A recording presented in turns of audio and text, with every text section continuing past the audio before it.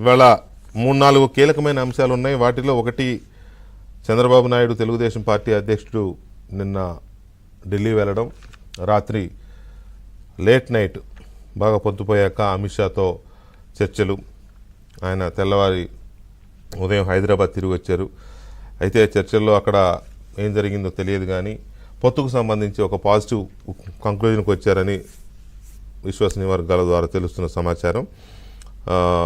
ఎలా ఉండబోతోంది ఏంటి అనేది ఇంకా తేలాల్సి ఉంది. వాళ్ళు ఏమడిగారు, వీళ్ళు ఏం చెప్పారు, వీళ్ళు ఏమడిగారు, వాళ్ళు ఏం చెప్పారు, ఇలాంటి చాలా డౌట్స్ క్లారిఫై అవ్వాల్సిన అవసరం ఉంది. ప్రజలకు కూడా క్లారిటీ అవసరం కాబట్టి. అలాగే జనసేన పవన్ కళ్యాణ్ గారు ఢిల్లీ వెళ్ళలేదు కాబట్టి ఇక్కడ చంద్రబాబు నాయుడు గారు పవన్ కళ్యాణ్ గారు మీట్ అవుతారు ఇవాళ రేపు అని అన్నారు. మరి ఇవాళ అయితే అవ్వలేదు కాబట్టి రేపు అవుతారేమో. అదొక దాని తర్వాత మళ్ళీ పవన్ కళ్యాణ్ ఢిల్లీ వెళ్తారని వీళ్ళది ఫైనల్ కంక్లూజన్ అవుతుందని.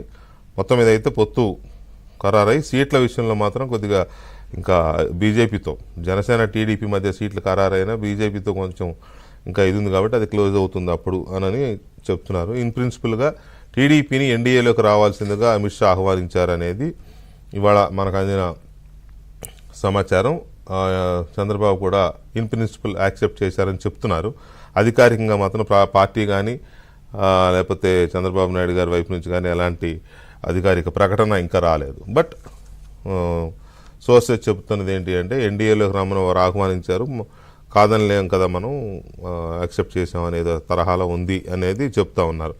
సో ఇది ఒక పాయింట్. అయితే ఇవాళ ప్రతిష్టాత్మకమైన సర్వే సంస్థల్లో, కాస్త రిలయబుల్ క్రెడిబుల్ సర్వే సంస్థల్లో ఒకటిగా ఉన్న ఇండియా టుడే సీ ఓటర్ ఒక సర్వే రిలీజ్ చేసింది. ఈ సర్వే ఫలితాలు కూడా ఆసక్తికరంగా ఉన్నాయి.